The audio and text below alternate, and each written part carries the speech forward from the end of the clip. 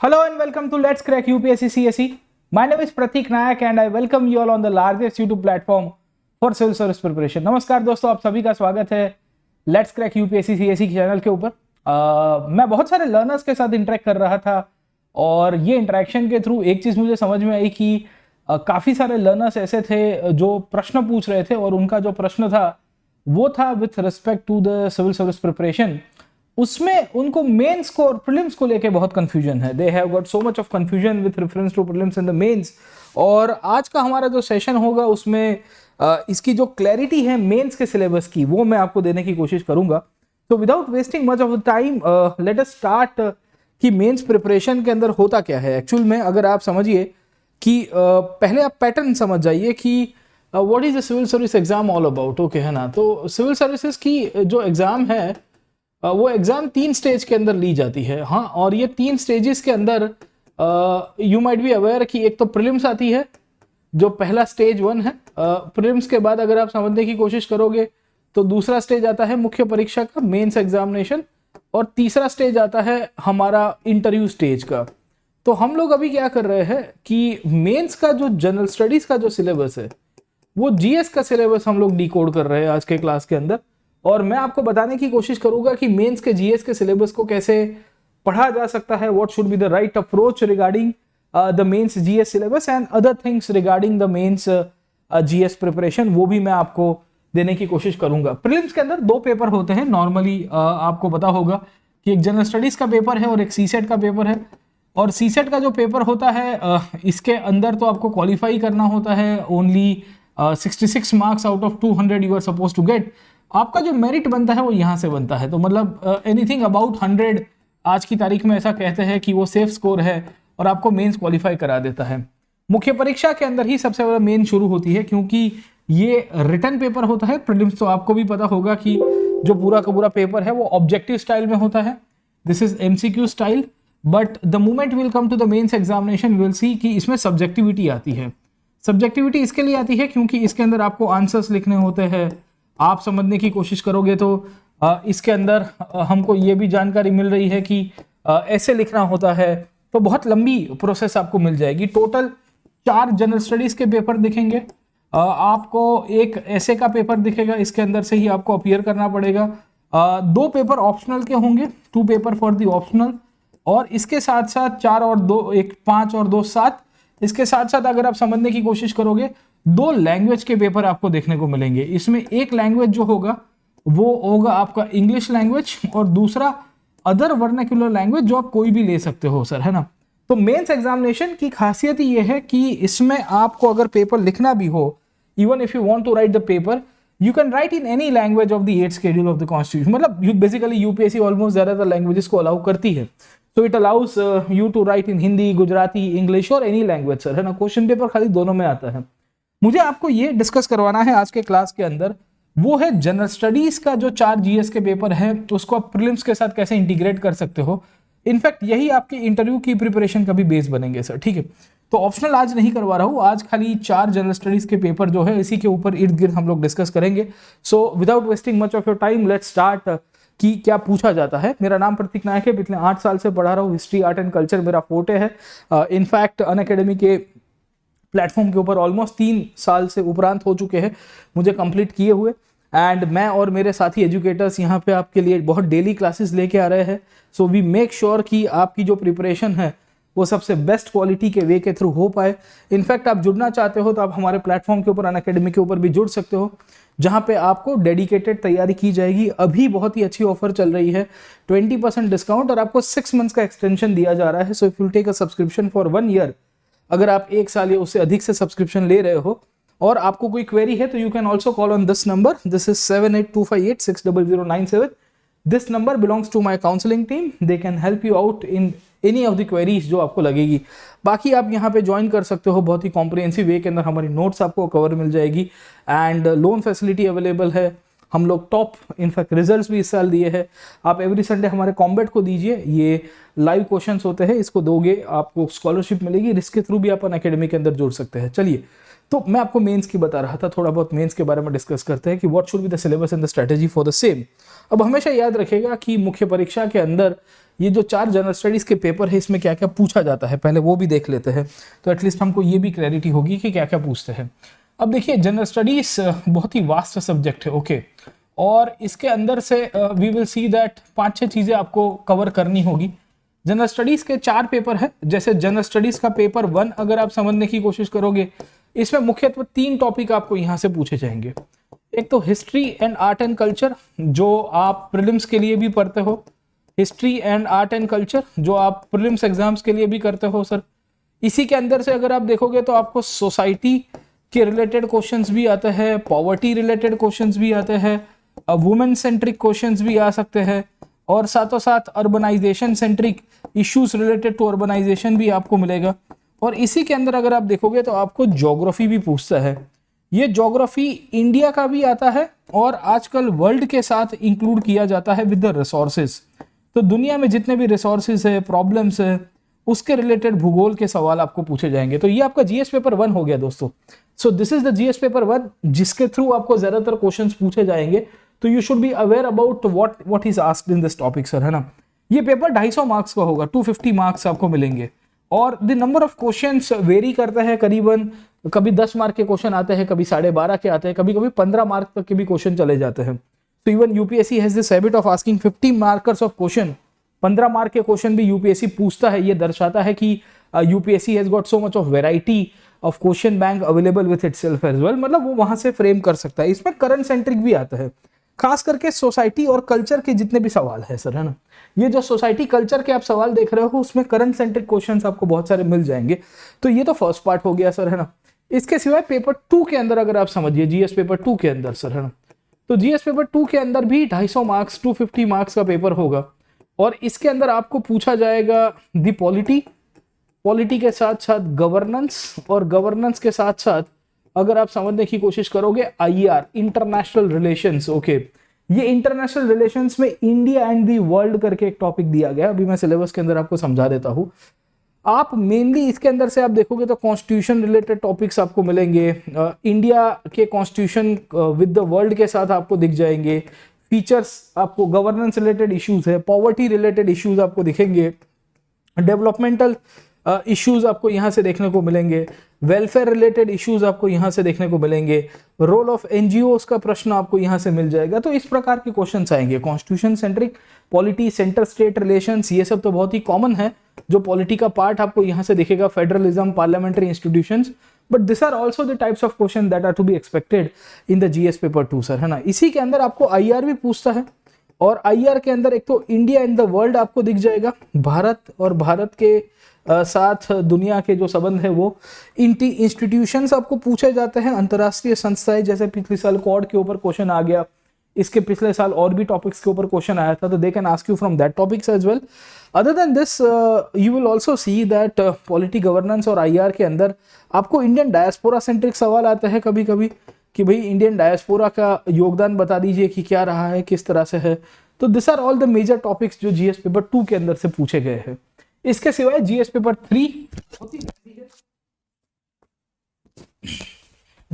3 बहुत ही लेंदी आपको टॉपिक दिखेगा। जस्ट अ सेकंड,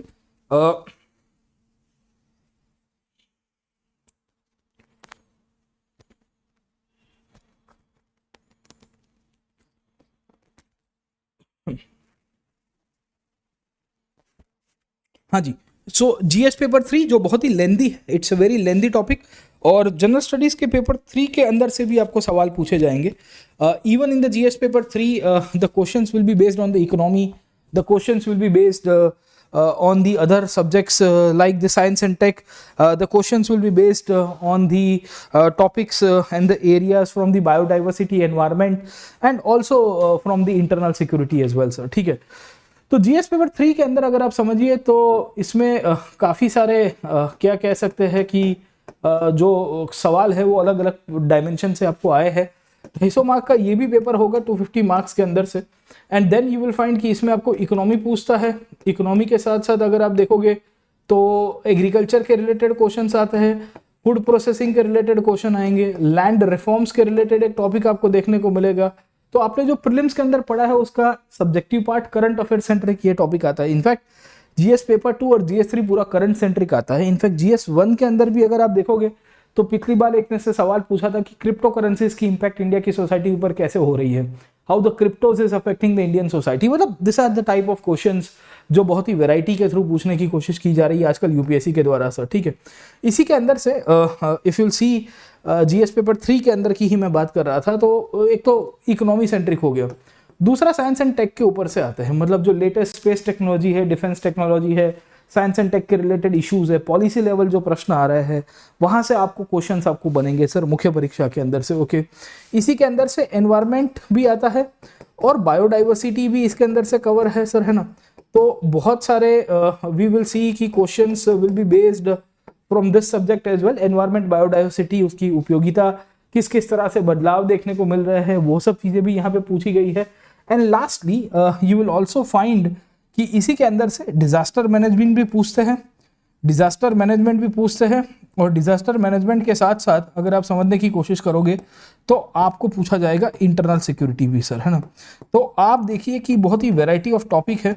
इसका जो फाउंडेशन है ये आपको करंट अफेयर सेंट्रिक ज्यादा दिखेगा, पर इसमें भी करंट आप तभी कर पाओगे जब आपने कोर सब्जेक्ट्स के ऊपर फोकस किया होगा। और लास्ट जो पेपर है आपका, the last paper that is the GS paper 4 sir, है ना। तो जीएस पेपर 4 बहुत ही इंटरेस्टिंग है। इसका नाम है ethics, integrity and aptitude sir, है ना। Ethics, integrity and aptitude, okay. अब आप समझने की कोशिश करिए एथिक्स, इंटेग्रिटी एंड एप्टीट्यूड के अंदर what do we see over here, हमको क्या देखने को मिलेगा कि ये पूरी की पूरी विषय वस्तु के द्वारा ये विषय के अंदर आपको एक तो थ्योरी के क्वेश्चंस आते हैं, what is ethics, what is morality, what is integrity, what is accountability, और इसी के ऊपर से एप्लीकेशन बेस्ड केस स्टडीज भी आते हैं सर। तो यू विल फाइंड कि 125 मार्क्स के केस स्टडीज करीबन पूछता है और 125 मार्क्स के थियरी का पेपर आता है। इनफैक्ट ये 250 मार्क का पेपर है और ये भी आपके मुख्य परीक्षा की जनरल स्टडीज का एक बेस बन जाता है। तो मोटे मोटे तौर के ऊपर अगर आप समझने की कोशिश करोगे तो ये चारों के चारों विषय, मतलब जीएस 1, 2, 3, 4 आपके मेरिट को आइदर मेक और ब्रेक करेंगे। तो आज हम लोग इसको डिकोड कर रहे हैं, we are just decoding the subject कि इसमें क्या पूछा जाता है सर, है ना। तो इसमें हम लोग सिलेबस को देख रहे हैं कि सिलेबस को कैसे पढ़ा जा सकता है, how the syllabus can be deciphered, and over a period of time इसके ऊपर फिर आगे एक और स्ट्रेटेजी सेशंस लेके आएंगे जहां सब्जेक्ट स्पेसिफिक जाएंगे। अब दिस इज से for example the GS paper 1 का हिस्ट्री, आर्ट एंड कल्चर का सिलेबस है। अब देखिए हमेशा याद रखिएगा कि बहुत सारे बच्चों की ये क्वेरी रहती है कि सर हिस्ट्री में क्या याद रखे, कैसे याद रखे, हमको तो याद ही नहीं रह रहा है सर, ठीक है। तो उनके लिए ये बहुत ही इंपॉर्टेंट पार्ट बता देता हूँ कि कैसे आपको अप्रोच करना है। देखिए ये सिलेबस के अंदर ही लिखा गया है, Indian heritage and culture, history and geography of the world and society sir, है ना। This is the GS paper 1 जो आपको पूछा गया है सर यूपीएससी के अंदर। अब इसमें क्या क्या पॉइंट्स आपको पूछता है सर, ठीक है ना। तो अभी मैं थोड़ा इसके ऊपर थोड़ा बोलूंगा भी सही। पहला टॉपिक दिया Indian culture, salient aspects of art forms, literature, architecture from ancient to modern times sir, ठीक है ना। अब आप हमेशा देखिए कि आपने प्रीलिम्स के अंदर इंडियन कल्चर के बारे में पढ़ा भी होगा, इंडियन आर्किटेक्चर के बारे में भी पढ़ा होगा। ऐसा नहीं होगा कि आप एकदम ब्लैंक होके या ब्लैंक मन से ही तैयारी कर रहे हो, राइट और रॉन्ग सर, ठीक है। So whenever this kind of topics are being asked, आपको जब जब इस प्रकार के टॉपिक्स पूछे जाएंगे आपको आइडिया रहना चाहिए कि आर्ट फॉर्म्स में क्या पूछा जा सकता है। अच्छा, म्यूजिक पूछा जा सकता है, डांस पूछा जा सकता है, पेंटिंग्स पूछे जा सकते हैं, आर्किटेक्चर तो अलग से उसने स्पेसिफिकली यहाँ पे मेंशन किया गया है सर, ठीक है। स्कल्पचर पूछा जा सकता है। अब यूपीएससी के अंदर अगर आप हिस्ट्री का पेपर उठा के देखोगे जीएस पेपर 1 का प्रीवियस के क्वेश्चन पेपर, तो you will come to this notice कि in all the previous question paper आपको गांधार एंड मथुरा आर्किटेक्चर बहुत पूछता है सर, है ना। So Gandhara and Mathura art forms are asked in multiple times by the UPSC. तो आपको इसके बेसिस पता होना चाहिए कि ये क्या है, इसकी प्रासंगिकता क्या है, इसकी इंपॉर्टेंस बताइए सर, ठीक है ना। तो इसके इर्द गिर्द आपको सवाल बहुत आते रहेंगे। तो you should be aware about this part, okay है ना। तो आपको आइडिया रहना चाहिए कि गांधार, मथुरा, अमरावती की महत्वता, प्रासंगिकता क्या है। तो आर्किटेक्चर में आप अच्छी तरह से टेम्पल आर्किटेक्चर करके जाओगे, आप नगर स्टाइल ऑफ आर्किटेक्चर करके जाओगे। टेम्पल्स के ऊपर से आप सोच सकते हो कि क्वेश्चन क्या आ सकता है कि how the temples have evolved over a period of time, what is the multifunctional role of the temples in ancient India, how the temples were attacked, okay है ना। temples as a source of wealth आपको दिख जाते हैं। तो बहुत सारे dimensions आते हैं दोस्तों, ये डायमेंशंस आपको कवर करना है। इनफैक्ट लिटरेचर से आजकल बहुत सवाल आ रहा है। देखिए एक बार उसने पिछले साल के पेपर के अंदर अगर आपको जानकारी होगी तो UPSC had asked a question on the literary traditions और कहा था कि मिडिवल इंडिया के अंदर पर्शियन लिटरेचर जो है, ये पर्शियन लिटरेचर के बारे में बताइए। या एंशिएंट इंडिया के अंदर अगर आप देखोगे तो आपको संस्कृत लिटरेचर देखने को मिलेगा, राइट। तो आपको आइडेंटिफाई करके बताना है कि what is the significance of the Sanskrit literature, है ना। तो संस्कृत लिटरेचर की क्या महत्वता है, उसकी क्या प्रासंगिकता है। तो इस प्रकार से सवाल आपको पूछे जाएंगे, ओके। तो ये जो कीवर्ड्स है इसके बारे में आप प्रीवियस के क्वेश्चन देखो, आपको ऑटोमेटिकली समझ में आएगा। इनफैक्ट इसमें कल्चर सेंट्रिक क्वेश्चन ज्यादा आएंगे, बुद्धिज्म में भी कल्चर सेंट्रिक आएंगे, जैनिज्म में भी। एक बार सवाल पूछा कि how the period particularly the, हम लोग कह सकते हैं कि the Harappan cities, the town planning of the Indus civilisation can help us in the urbanisation of India, आज के भारत के अर्बनाइजेशन में कैसे हेल्प कर सकता है। तो इस प्रकार के क्वेश्चंस आपको पूछेगा। दूसरा मॉडर्न हिस्ट्री है सर, ठीक है। ये आपको प्रीलिम्स और मेंस का कंबाइंड ही करना है, you are not suppose to do it in a separate way, okay. Prelims main का कॉम्बाइन करके जाओगे तो चलेगा। दूसरा मॉडर्न इंडियन हिस्ट्री आपको देखने को मिलता है सर, ठीक है, middle of the 18th century से प्रेजेंट के बीच में। तो आपको आइडेंटिफाई करके बताना है कि ब्रिटिश कन्क्वेस्ट कैसे हुआ, इसको डिटेल में करना है। इसको भी प्रीलिम्स और मेन सेंट्रिक आप करके जाओगे, ऐसा नहीं होगा कि आप अधूरा अधूरा करके जाओगे। इनफैक्ट यहाँ पे इंटरनेशनल मूवमेंट है, अगर आप समझिए तो इसमें पर्सनैलिटी बेस्ड क्वेश्चन आता है। गांधी नहीं होता तो क्या होता, हाँ, क्या भारत को स्वतंत्रता मिलती कि नहीं मिलती, ओके। भारत के बंटवारे के पीछे के कारण क्या थे, what were the reasons behind the partition of the country. So आप इसको प्रीवियस सेंट्रिक देखोगे, प्रीलिम्स और मेन सेंट्रिक देखोगे और अच्छी तरह से उसको कवर करोगे। In fact there is a question on the post independence India. अब देखिए दो शब्द यहाँ पे डाले गए हैं, consolidation and reorganisation. So if you see, two words have been asked in their syllabus कि what is consolidation, what is reorganisation, okay. तो इन दोनों के सेंट्रिक भी आपको सवाल आएंगे। They can ask you a question regarding the consolidation and reorganisation of the country. और इसी सेंट्रिक अगर आप समझने की कोशिश करिए तो they can ask you multiple topics as well sir, ठीक है ना। तो हमेशा याद रखिए, आपको हमेशा ये याद रखना है कि इसके रिलेटेड क्वेश्चंस आपके बनते रहेंगे सर, ठीक है। इनफैक्ट इसमें वर्ल्ड हिस्ट्री भी डाला हुआ है। वर्ल्ड हिस्ट्री आपको खाली और खाली मुख्य परीक्षा में आएगा। इनफैक्ट पोस्ट इंडिपेंडेंस और वर्ल्ड हिस्ट्री जो है वो मेंस एग्जाम के अंदर ही पूछता है, वो प्रीलिम्स में नहीं पूछता है। तो प्लीज मेक श्योर कि आप जीएस पेपर 1 का जब आर्ट एंड कल्चर करोगे, प्रीलिम्स मेंस का साथ में कर दोगे।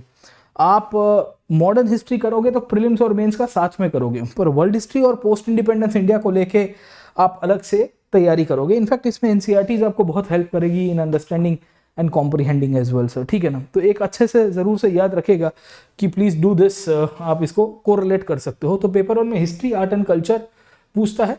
पेपर 1 का ही एक और पार्ट है, वो है आपके यहाँ पे दी सोसाइटी एंड ज्योग्राफी का पार्ट सर, ठीक है। अब देखिए कि पिछली बार से अगर आप प्रीवियस के पेपर को एनालिसिस करोगे ना sir, so once you will analyze the PYQs you will come to this conclusion कि पहले फीचर्स ऑफ सोसाइटी से क्वेश्चन नहीं आ रहे थे, अब वहां से भी आ रहा है। आप देखोगे तो वुमेन सेंट्रिक क्वेश्चन आ रहे हैं कि भाई स्त्रियों की योगदान क्या है आजाद भारत के अंदर, स्त्रियों को किस किस प्रकार की प्रॉब्लम्स पड़ रही है, वुमेन एम्पावरमेंट कैसे किया जाना चाहिए। तो this is actually the current centric issue. तो अगर आप एनसीईआरटी इंडियन सोसाइटी की पढ़ोगे, you will study the NCERT of Indian society, तो इंडियन सोसाइटी की एनसीईआरटी पढ़ने के बाद you will come to this conclusion कि इसमें इनफैक्ट है ना कैसे उसकी एप्लीकेशन की जा सकती है। और दूसरा इसके अंदर आप करंट का यूज कर सकते हो अच्छी तरह से, करंट अफेयर्स के अंदर, क्योंकि बहुत सारे आर्टिकल्स आते हैं जिसमें वुमेन सेंट्रिक प्रॉब्लम्स आपको देखने को मिलेगी। सरकार के द्वारा क्या क्या स्टेप्स लिए गए हैं with respect to the women empowerment and women participation and women empower kind of emancipation as well, and overall उनके प्रोटेक्शन रिलेटेड इश्यूज है। अर्बनाइजेशन कैसे हेल्प कर सकता है with respect to the women empowerment, कैसे सिक्योरिटी सेंट्रिक इशू सॉल्व किए जा सकता है। तो आप इसको इंटरलिंक करिए सर, है ना। इनफैक्ट यहाँ से भी आजकल सवाल आ रहा है पॉपुलेशन से रिलेटेड। अभी करंट अफेयर्स के अंदर भी बातें चल रही है कि भारत में क्या पॉपुलेशन आयोजन का हमको या पॉपुलेशन को रिस्ट्रिक्ट करने के लिए कानून लाना चाहिए, है ना, हम दो हमारे एक। तो ये सब आप करंट सेंट्रिक करेंगे। जरूर से याद रखिएगा कि please do this topic from the current centric part. Urbanization में क्या प्रॉब्लम है, आज की तारीख में अर्बन फ्लडिंग बहुत होता है। आपने देखा होगा कि भारत के अलग अलग विस्तारों में जैसे ही बारिश आई तो वहां पे पानी पानी हो गया सर, ठीक है। तो उस तरह से आप इसको देखिए। ग्लोबलाइजेशन कैसे अफेक्ट कर रहा है अलग अलग सोसाइटी के पार्ट्स को, वुमेन को कैसे अफेक्ट करता है, एल्डर्स को कैसे अफेक्ट करता है, फैमिली सिस्टम को कैसे अफेक्ट कर रहा है। आजकल ग्लोबलाइजेशन अल्टीमेटली आप देखोगे तो कंसेप्ट आता है रिवर्स ग्लोबलाइजेशन। रिवर्स ग्लोबलाइजेशन का मतलब क्या है कि ग्लोबलाइजेशन अब टूटने की कगार के ऊपर और चीजें वापिस जा रही है, उसकी किस तरह से इंपॉर्टेंस आपको देखने को मिलेगी सर, ठीक है। तो ऐसे सब सवाल है। ज्योग्राफी इसका पार्ट है, इनफैक्ट ज्योग्राफी से भी क्वेश्चन आते हैं। ज्योग्राफी आप प्रीलिम्स और मेंस दोनों का साथ में करोगे, आप हमेशा प्रीलिम्स और मेंस की इंटीग्रल पॉइंट ऑफ व्यू में देखोगे। जो आपने प्रीलिम्स में किया है जो कंसेप्ट को, उसके रिलेटेड एप्लीकेशन आपको मुख्य परीक्षा के अंदर करनी है सर, ठीक है। NCERTs are good source. Other than this आप इनफैक्ट है ना और भी रेफरेंस बुक्स और करंट सेंट्रिक देख सकते हो। अर्थक्वेक के पीछे के कारण, सुनामी के पीछे के कारण, कहीं लेटेस्ट सुनामी आई हुई है तो वो क्यों आती है, क्यों वॉल्केनोस विशेष एरिया के अंदर लोकेटेड है, रिंग्स ऑफ फायर के रूप में हम लोग उसको पहचानते हैं, राइट। तो ये सब कंसेप्ट आपको यहाँ पे देखने पड़ेंगे। सो वाइल स्टडिंग एवरीथिंग, अगर आप पढ़ाई कर रहे हो सिलेबस को तो आप देखिए कि कितना वेटेज है इसके अंदर से सर, ठीक है।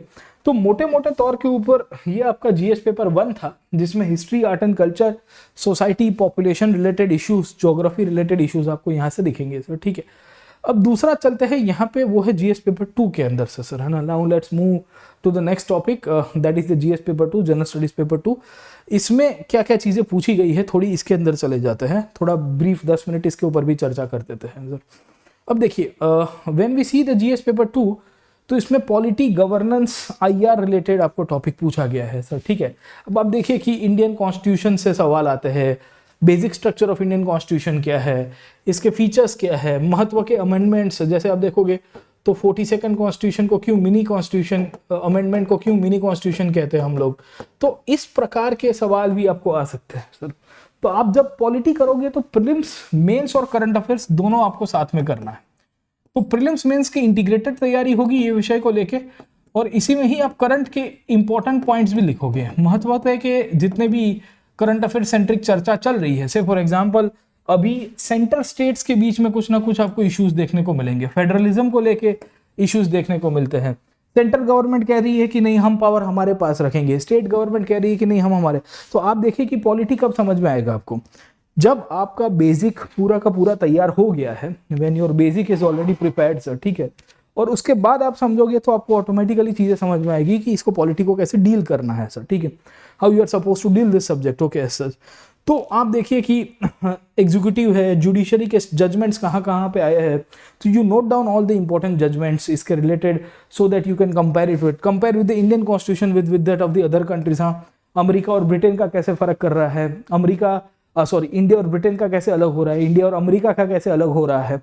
तो इस सेंट्रिक आप इसके अंदर से देखोगे तो बहुत ही इंटरेस्टिंग पेपर है। इनफैक्ट बहुत ही लेंदी पेपर है, इसको प्रीलिम्स मेंस को साथ में लेके आपको करना है। Judicial bodies, quasi judicial bodies, India की जो गवर्नेंस सिस्टम है उसमें क्या क्या प्रॉब्लम्स आपको देखने को मिलती है वो भी आपको पूछता है। जैसे आप देखोगे वेलफेयर स्कीम्स के रिलेटेड टॉपिक्स आपको पूछे गए हैं, तो वेलफेयर स्कीम्स में क्या क्या प्रॉब्लम हो रही है। जैसे फॉर एग्जाम्पल हम लोग यूनिवर्सल हेल्थ इम्यूनाइजेशन प्रोग्राम्स तो लाती है भारत सरकार, या हेल्थ के रिलेटेड और भी इनफैक्ट हमने स्टेप्स उठाए हुए हैं, but what are the problems with respect to that sector sir, ठीक है। डेवलपमेंट में एनजीओस का क्या रोल प्ले है, क्या एनजीओस पॉजिटिव काम कर रहे हैं या नेगेटिव काम कर रहे हैं। आपने देखा होगा अभी रिसेंटली करंट अफेयर्स के अंदर कि एनजीओस को लेके काफी सारी चर्चा हो रही है सर, ठीक है। और एनजीओस के ऊपर सरकार ने काफी सारे कदम भी उठाए। एक कानून अभी न्यूज के अंदर चल रहा है FCRA सर, ठीक है ना। तो FCRA को लेके काफी सारे एनजीओस को लेके डिस्कशन हुआ कि भाई क्या होना चाहिए क्या नहीं होना चाहिए। तो ये जो पूरा पेपर है गवर्नेंस, इंस्टीट्यूशन और पॉलिटी, सोशल जस्टिस, ये प्रीलिम्स और मेंस का इंटीग्रल तैयारी और इसके साथ साथ आपको करंट सेंट्रिक करनी पड़ेगी सर, है ना। तो हमेशा याद रखेगा कि करंट अफेयर्स को आप निगेट नहीं करोगे। So while preparing for the prelims mains analysis और the preparation, you will also make sure कि आप उसको इंटीग्रेट करके चलेंगे सर, ठीक है ना। एजुकेशन रिलेटेड इशू है, पॉवर्टी और हंगर रिलेटेड क्या क्या इशू है सर, है ना। भारत में पॉवर्टी को लेके एक बहुत बड़ी बातें चलती रहती है कि हम लोग पॉवर्टी कैलकुलेशन करने की मेथोडोलॉजी कभी फाइनलाइज नहीं कर पाते। पॉवर्टी इरेडिकेशन तो दूर की बात है सर, ठीक है। पॉवर्टी और हंगर के कारण मेल न्यूट्रिशन और education centric issues, health centric issues कैसे सब इंटरलिंक हो रहे हैं। तो हमेशा आप इसको देखिए, गवर्नेंस सेंट्रिक देखिए। इनफैक्ट आप जिसकी तैयारी कर रहे हो, क्या है सिविल सर्विसेज, उसकी डेमोक्रेसी में क्या रोल प्ले है, you try to analyze this part as well sir, है ना। तो ये सब के लिए मेरा मानना है कि पॉलिटी का बेसिक्स और उसके बाद करंट अफेयर्स का एप्लीकेशन। तो हर एक बुलेट पॉइंट्स, हर एक पॉइंट्स को आप इसके अंदर से सोचिए कि क्वेश्चन कैसे बनेंगे। In fact one of the finest we will say will be the PYQs। आप PYQs को साथ में रखिए, हमेशा PYQ को साथ में रखोगे ना तो this will help you in understanding the syllabus part as well sir, ठीक है ना। इसी GS पेपर 2 के अंदर आपको IR भी पूछता है, इंटरनेशनल रिलेशंस। अब देखिए कि इंटरनेशनल रिलेशंस के लिए भी देयर आर बेसिक बुक्स, मतलब जैसे NCERT के अंदर आपको कुछ कुछ इंफॉर्मेशन मिल जाएगी सर, ठीक है। बाकी इसके सिवाय अगर आप समझने की कोशिश करोगे तो एक टॉपिक डाला गया है India's relations with the neighbourhood, दिख रहा है आपको सर, ठीक है।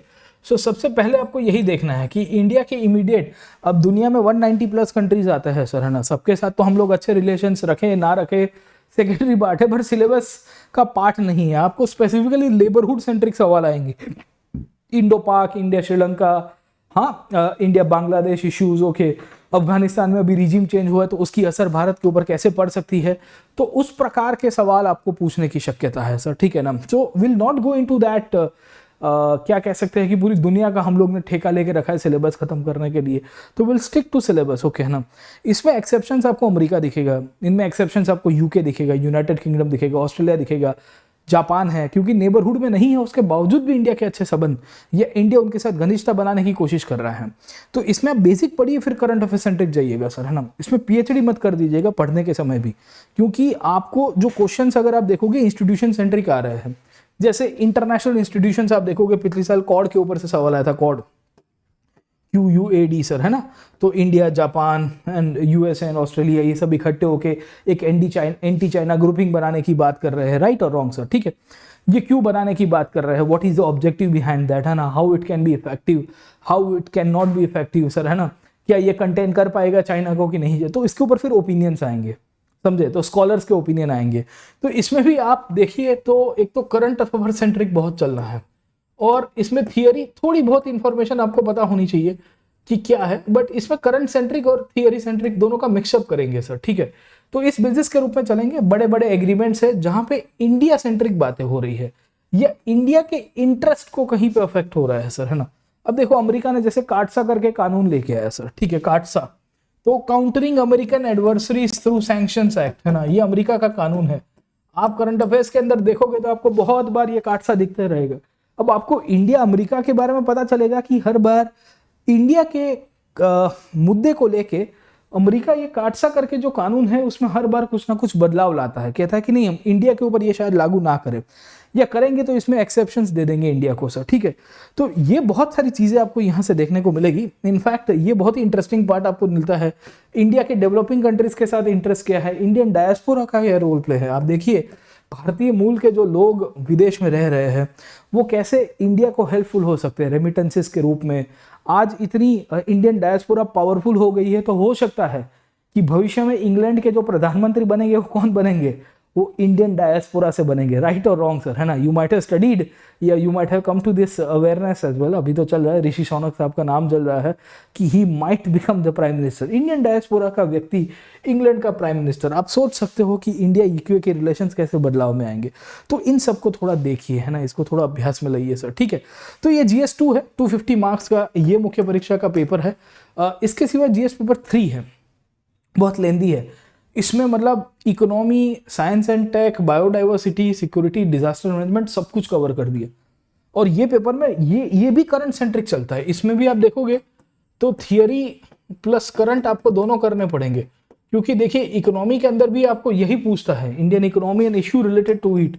हाँ, डेवलपमेंट में क्या क्या प्रॉब्लम है, what are the problem with respect to the mobilization of resources, India क्यों ग्रो नहीं कर पा रहा है, आज की तारीख में इकोनॉमी में क्या क्या चेंज की आवश्यकता है, LPG कैसे किया था इंडिया ने सर, ठीक है, किस तरह से बदलाव आया था, इंक्लूसिव ग्रोथ क्यों नहीं अचीव हो पा रहा है, बजटिंग सिस्टम में क्या बदलाव है। जैसे एक बार जीडीपी कैलकुलेशन को लेकर सवाल पूछ दिया यूपीएससी ने कि how the GDP base year has change and how it has affected the foundation sir, ठीक है। जीएसटी को लेके क्या क्या इश्यूज आ रहे हैं, तो आप इश्यूज को एड्रेस करने की कहानी देखोगे। इसमें आपको थियरी पता होनी चाहिए, थियरी पता होगी तो आप इसके करंट सेंट्रिक अपडेट कर पाएंगे बातों को सर, ठीक है। ये पेपर को थियरी करंट दोनों का मिक्सचर करना है। इनफैक्ट इसमें टॉपिक दिया गया है मेजर क्रॉप्स। अब मेजर क्रॉप्स आप ज्योग्राफी में पढ़ते ही हो ऑलरेडी, इंडिया की क्रॉपिंग पैटर्न, इंडिया की एग्रीकल्चर, उसको GS3 के साथ कंपेयर कर दीजिएगा कि इंडिया में जहां जहां खेती हो रही है वो खेती अल्टीमेटली कहां पे अफेक्ट करेगी सर, ठीक है ना। इनफैक्ट इसके अंदर आप देखोगे एग्रीकल्चर प्रोड्यूस, इरिगेशन स्कीम्स को रिलेटेड आगे पीछे के क्वेश्चन आ सकते हैं। फार्मिंग रिलेटेड सवाल आता है, फार्मिंग सब्सिडी खत्म करनी चाहिए कि नहीं करनी चाहिए, उसके लिए भी बातें हैं सर, ठीक है ना। सो बहुत ही इंटरेस्टिंग पार्ट है। MSP का रिलेटेड चल रहा है। पिछली बार आपने देखा होगा फार्म लॉस, भारत में ये जो किसान है उनके रिलेटेड ये जो कानून लेके आया गया था उसको लेके काफी कंट्रोवर्सी भी चली सर, है ना। आखिर में सरकार ने वापस ले लिए। तो अगर क्या मॉडर्नाइज करना है तो एग्रीकल्चर में क्या कर सकते हैं, तो ये सब के रिलेटेड आपको जो GS पेपर 3 है उसके अंदर ये पॉइंट आएगा सर।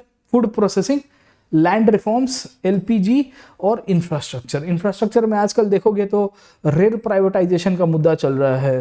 भारत में सागरमाला, भारतमाला, अलग अलग प्रकार की सरकारें योजनाएं लेके आ रही है।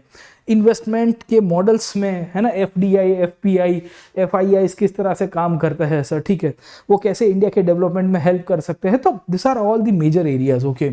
आपको प्रीलिम्स और मेंस की इंटीग्रेटेड तैयारी करनी है, पहली बात तो ये है। आपको इसके अंदर थियरी और करंट अफेयर्स दोनों पता होना चाहिए। अगर बेसिक इकोनॉमी नहीं समझे हो तो उसकी करंट अफेयर्स के अंदर जो भी अपडेट्स आ रही है वो नहीं समझ पाओगे। तो मेरी आपसे एक ही सलाह होगी कि पहले बेसिक समझिए, फिर करंट सेंट्रिक जाना तो ज्यादा ठीक रहेगा सर। खैर, तो ये है GS पेपर 3 का इकोनॉमी का पार्ट। दूसरा आता है the part related to science and technology sir, ठीक है। अब देखिए कि साइंस एंड टेक की खासियत ही क्या है, वो डे टू डे लाइफ के है, इंटरनेट ऑफ थिंग्स के ऊपर से है, स्पेस टेक्नोलॉजी के ऊपर से आपको यहाँ से दिखेगी, IT के रिलेटेड बात चल रही है, रोबोटिक्स के है, बायोटेक से रिलेटेड है, नैनोटेक के रिलेटेड आपको चीज़ें मिलती है। इंडिया, अभी आपने देखा होगा कि क्रायोजेनिक को लेके बातें हो रही है, नंबी नारायण साहब के ऊपर मूवी भी आया है। तो उन सब के रिलेटेड आपको अपडेट्स पता होने चाहिए। तो ये करंट सेंट्रिक है। Basic knowledge of science and tech is needed to understand the current affairs as well sir, ठीक है। तो इसको आप दोनों कर सकते हो प्रीलिम्स मेंस के इंटीग्रेटेड पार्ट के रूप में। इनफैक्ट आप इसकी एप्लीकेशन सेंट्रिक बहुत बात करेंगे कि what is the applications of science and tech, okay, in the day-to-day life, how the robotics can help us in the security issues, how the nanotech can help us in the agriculture parts, ठीक है ना। तो this is how you can do it, है ना। In fact इसके अंदर से ही आपकी एनवायरमेंट भी आ जाती है। अब देखिए बहुत लेंदी सब्जेक्ट है, मैंने बताया। तो एनवायरमेंट, बायोडाइवर्सिटी, क्लाइमेट चेंज, उसके रिलेटेड जितनी भी करंट सेंट्रिक बातें चल रही है, नई टेक्नोलॉजी आई है सर, है ना। से फॉर एग्जाम्पल दिल्ली के हर साल मतलब विंटर्स में आप आओगे तो ये स्टबल बर्निंग का बहुत हर बार प्रश्न आता रहता है। आपने देखा होगा कि जो क्रॉप्स की जो रेसिड्यू बाकी रहते हैं उसको जला दिया जाता है किसानों के द्वारा। तो उसके रिलेटेड कुछ नया है, तो इसमें आप करंट सेंट्रिक देखिए रेगुलरली सर, है ना। इसमें भी फाउंडेशन क्लियर होना चाहिए। और इसी के रिलेटेड आता है डिजास्टर मैनेजमेंट सर, ठीक है। इनफैक्ट अलग से तैयारी करने की आवश्यकता नहीं है। डिजास्टर मैनेजमेंट का एक एक्ट है, डिजास्टर मैनेजमेंट एक्ट, उसकी एक बुकलेट अवेलेबल है किताब के अंदर, आप इंटरनेट के ऊपर देखोगे तो आपको मिल जाएगी। और ज्यादातर इसी के अंदर से सवाल आते हैं। Rescue, relief, rehabilitation, 3 R's of disaster management. तो सुनामी है, अर्थक्वेक है, वॉल्केनोस है। डिजास्टर मैनमेड भी हो सकते हैं, डिजास्टर नेचुरल भी हो सकते हैं। तो उसके इर्द गिर्द की आप बेसिक देखिए, इसका बैकग्राउंड देखिए और फिर अल्टीमेट उसी एप्लीकेशन देखिए अपने दिमाग के अंदर कि कैसे क्वेश्चंस बनेंगे सर, ठीक है। इसके सिवाय आपको इसी के अंदर से इंटरनल सिक्योरिटी से सवाल आए हैं, ऑर्गेनाइज क्राइम से आए हैं, मनी लॉन्ड्रिंग से आए हैं सवाल। In fact the questions are also asked with respect to the spread of extremism. Left wing extremism है, भारत में रेडिकलिज्म का प्रॉब्लम है, आप देखिएगा तो साइबर सिक्योरिटी का प्रॉब्लम है। How the mass media and the social media is playing the role of a fire sir, है ना, वो फैलाने का काम कर रही है सर सिक्योरिटी सेंटर के इश्यूज के अंदर भी सर, ठीक है। तो ये सब चीजें आपको इसके अंदर से मिलेगी। You should be aware about this part. और इसमें भी आप बेसिक जो पढ़ सकते हो टेक्स्ट बुक्स के अंदर तो नहीं है, बहुत सारी रेफरेंस बुक्स अवेलेबल है, ऑथर्स के द्वारा लिखी गई है। You can read any one of them. Either आप इसके अंदर करंट सेंट्रिक बातें कर सकते हो अगर आपको बेसिक्स पता है। मतलब देखिए कि various security agencies in India अंदर मैंडेट, बीएसएफ का मैंडेट अलग है, आईटीबीपी का मैंडेट अलग है, सीबीआई अलग काम करती है, सीआईडी अलग काम करती है, एनआईए अलग काम करती है, आईबी अलग काम करती है, आरएंडएडब्ल्यू अलग काम करती है। तो उसका किस तरह से रोल प्ले रहा है, आर्म्ड फोर्सेस कैसे काम करते हैं, इसके ऊपर कंट्रोवर्सी आजकल आपने देखा होगा, एएफएसपी है सर, ठीक है। और टेररिज्म कैसे काम करता है, terrorism as an industry Pakistan कहता है कि तो हमारे नागरिक ही नहीं है कि जो टेररिस्ट आपके यहाँ पे आते हैं, तो नॉन स्टेट एक्टर्स है सर, ठीक है। तो how they are playing the role in affecting the Indian political structure और इंडिया की सिक्योरिटी और इंटरनल सिक्योरिटी को कैसे हर्ट करता है। सबवर्जन कैसे होता है, you might have seen subversion, जहां अंदर के ही कुछ कुछ ताकतें अंदर से ही देश को खोखला कर देती है। तो उसमें कैसे सोशल मीडिया एक आग के रूप में निकल के आया। आपने देखा होगा इसके कारण इंटरनेट को काफ़ी बार बंद भी किया जाता है सरकारों के द्वारा जब उनको ये पता चलता है। तो इसमें आप करंट सेंट्रिक रहिएगा ज़्यादा और थोड़ा बेसिक्स आपको पता होना चाहिए। You should know the basics of the subject but then you need to focus on the current part only sir, ठीक है। इसके सिवाय इसमें जो जीएस पेपर 4 है, ये जीएस पेपर 4 के अंदर आपको एथिक्स, इंटेग्रिटी एंड एप्टीट्यूड आएगा सर, है ना। अब याद रखिएगा कि ये जो पूरा का पूरा पेपर है जीएस का पेपर 4, इसके अंदर से जो सवाल है एक तो नीति शास्त्र आधारित टर्मिनोलॉजी ऊपर आते हैं कि एथिक्स का एसेंस क्या है, एथिक्स का डिटर्मिनेंट्स क्या है, एथिक्स क्यों हम लोग फॉलो करते हैं, वैल्यूज़ क्या है, एथिक्स और वैल्यूज़ के बीच में अंतर क्या है, what is integrity, what is accountability, what is honesty, is honesty universal. हाँ, आपके जीवन में ऐसा कोई रोल मॉडल है जिसने आपको मोटिवेट किया हो सर, है ना। करप्शन रिलेटेड इश्यूज आपको पूछे जाते हैं। तो ये बहुत ही डायनामिक पेपर है। इसमें 125 मार्क ऐसे हैं 125 मार्क्स के जो हमको बेसिकली मिलेंगे with reference to the theory sir, है ना। थियरी का मतलब यह है कि उसमें आपको थियरी पूछता है। मेनली यू विल फाइंड कि थियोरिटिकल एस्पेक्ट से सवाल आपको आएंगे और 125 मार्क्स की केस स्टडीज आती है। मतलब आपको पूछा जाएगा कि यू आर अ कलेक्टर और district magistrate in so and so area, in fact आपके यहाँ पे करप्शन की एक आपको चीज़ पता चली है, तो आप इसके ऊपर क्या एक्शंस लेते हैं और इसमें क्या क्या एथिकल इश्यूज इन्वॉल्व है सर, ठीक है। तो इस प्रकार से आपको क्वेश्चंस बनते हैं इसके अंदर से। ये सब्जेक्ट को मैं सजेस्ट करूंगा कि सबसे लास्ट में करिएगा सर, है ना। Even while preparing for a integral strategy for prelims and mains, ethics should be done after the topic of governance, polity and other subject, क्योंकि it is the application of all those things, okay। Case studies में भी अगर आपको किसी को coat करना हो, या एथिक्स के अंदर एक टॉपिक आता है एटीट्यूड, है ना, कि कैसे चीज़ों को बदला जा सकता है। तो इतिहास में आपको बहुत एग्जाम्पल्स दिखेंगे एटीट्यूड चेंज को लेके।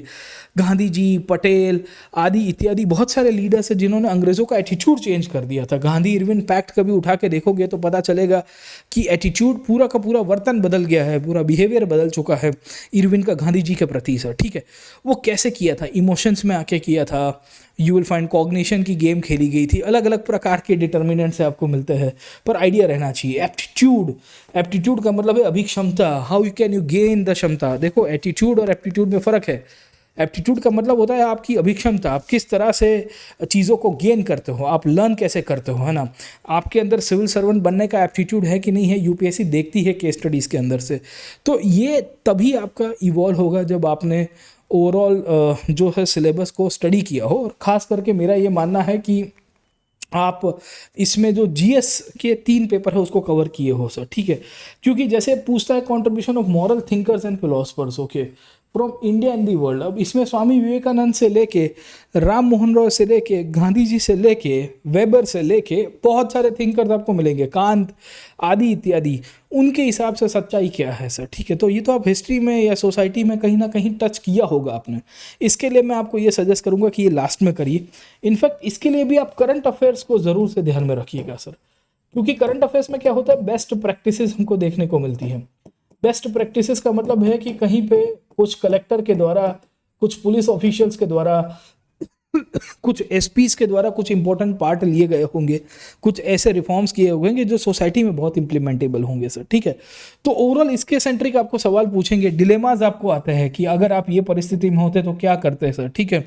क्या अंतर्राष्ट्रीय रिलेशंस में एथिक्स इंपॉर्टेंट है कि नहीं है। आज की तारीख में आप देखिए कि इंटरनेशनल रिलेशंस में रशिया यूक्रेन के बीच में लड़ाई हो रही है कि how ethical issues can solve that sir, है ना। एथिकल एप्लीकेशंस कैसे कर सकता है सर। इसी के ऊपर से करप्शन के इश्यूज, पब्लिक सर्विसेज का बेसिस जो होगा, आप कॉर्पोरेट गवर्नेंस देखोगे तो बड़ी बड़ी कॉर्पोरेट कंपनी से स्कैम होते हैं, वो कैसे इवॉल्व होते हैं, उसको कैसे सॉल्व किया जा सकता है, और इसी के ऊपर से 125 मार्क्स का केस स्टडीज। तो mainly current centric paper with very important base of theory sir, ठीक है। अब ये पेपर 250 मार्क का है सर, है ना, 250 मार्क्स, पर लोग इसमें कम ध्यान देते हैं। मेरा मानना है कि मुख्य परीक्षा में इसमें सबसे ज़्यादा ध्यान देना चाहिए, क्योंकि this is the most scoring aspect. आप देखिए कि ये इंटरलिंक्ड है, इमोशनल इंटेलिजेंस का टॉपिक है, एवरीथिंग इज इंटरलिंक्ड, ओके। इसको कॉम्प्रिहेंसिव करोगे तो बाकी सारी चीज़ें आपकी ऑटोमेटिकली हो जाएगी सर, ठीक है। तो ये पूरा सिलेबस था आपका, ये हमने डिकोड करने की कोशिश की है। डिकोड करने का इंटेंशन ये था कि मैं आपको बता पाऊँ कि ये जीएस के चारों पेपर को आपको इंटरलिंक करना है, स्टेप बाय स्टेप करना है। हो सके उतनी इंटरडिसिप्लिनरी स्टडी करिए सर। इंटरडिसिप्लिनरी का मतलब यह है कि आप GS1, GS3, GS4 के सब टॉपिक्स को कंबाइन करके करेंगे सर, ठीक है ना, समझे। और एक एक करके सबको लिंकेजेस बना देंगे। GS3 के अंदर अगर आप एनवायरनमेंट पढ़ रहे हो तो GS1 के ज्योग्राफी के साथ लिंक अप कर दीजिए। GS2 के पॉलिटी के कोई इश्यूज के साथ वो लिंकअप हो रहा है वो देखिए, उसके अंदर एथिकल इश्यूज आ रहा है कि नहीं आ रहा है वो देख लीजिए, तो आपको ज़्यादा समझ में आएगा सर, ठीक है। तो इसको ध्यान में रखिए। आज यहाँ पे कंक्लूड करता हूँ मैं, और आशा करता हूँ कि आपको ये जो पूरा सिलेबस डिकोडिंग है उसमें आइडिया लगा होगा कि कैसे इंटरलिंकिंग करना है, प्रीलिम्स मेंस का साथ में करना है, करंट अफेयर्स को साथ में लेके चलना है सर, ठीक है। बाकी अगर आपको कोई भी क्वेरी है, आपको आंसर राइटिंग से लेके कोई भी प्रकार की तैयारी करनी है, तो आप जुड़ सकते हो हमारे साथ on the largest education platform in the country. Me and my fellow educators, मेरे साथ मेरे और भी साथी एजुकेटर्स है, आपको हेल्प करेंगे आपके सिविल सर्विसेज के सपने फुलफिल करने के लिए। You can use this code PN Live, get 10% discount. Also you can call on this number. अगर आपको कोई भी क्वेरी है तो आप कर सकते हो 7825860097। This is the official number of my counselling team, they will help you. अभी आपको 6 मंथ्स का एक्सटेंशन मिल रहा है इन दी प्रिपरेशन। आपको 1 साल का सब्सक्रिप्शन लोगे तो उसमें आपको ऑलरेडी और 20% डिस्काउंट भी आपको चल रहा है सर, ठीक है। आपको नोट्स अवेलेबल कराई जाएगी, बहुत ही कॉम्प्रिहेंसिव नोट्स है प्रीलिम्स एंड मेंस एग्जाम की सर। आपको PYQs कवर है, माइंड मैप्स है, सब कुछ इसके अंदर से कवर कराया गया है। आपको ये कोड यूज़ करना है PN Live while taking the subscription sir, है ना। तो बहुत ही फ़ायदा है। इसमें टोटल 20 किताबें आपको कवर की जाती है, 20 बुक्स का सेट आपको घर पे भेजा जाएगा सर, है ना। तो यू कैन यूज़, आप EMI की फैसिलिटी यूज़ कर सकते हो। डिस्क्रिप्शन बॉक्स में लिंक अवेलेबल है, आप इसका ज़रूर से लाभ उठाइए। इसके सिवाय आज रात को मेरा क्विज़ है, आप ये क्विज़ में भी पार्टिसिपेट कर सकते हो। डिस्क्रिप्शन बॉक्स में उसकी भी लिंक अवेलेबल है, आप ज्वाइन करिएगा ज़रूर से। In fact we have got some wisdom series, जहां हम टॉप एजुकेटर्स अनअकैडमी के अलग अलग टॉपिक्स के ऊपर आपको गाइड करते हैं। मैंने अभी एक सेशन लिया और भी हमारे एजुकेटर्स ले रहे हैं, आप इनमें भी ज़रूर करिएगा ज्वाइन से सर, ठीक है। तो क्विज़ के अंदर पार्टिसिपेट करिए। आज रात को 9 बजे के आसपास आपको मिलेगा, आपको मेरी प्रोफाइल के अंदर लिंक मिल जाएगी। कम्युनिटी के ऊपर ज्वाइन कर दीजिए मेरी, और साथों साथ आपको यहाँ पे बुक्स और बाकी सारी अवेलेबिलिटी मिल जाती है, तो ज़रूर से जुड़िए। एंड आपकी कोई क्वेरी होगी तो हम ज़रूर से आपकी क्वेरी को सॉल्व करेंगे। You can call on this number 7825860097। Let's crack it and thank you very much.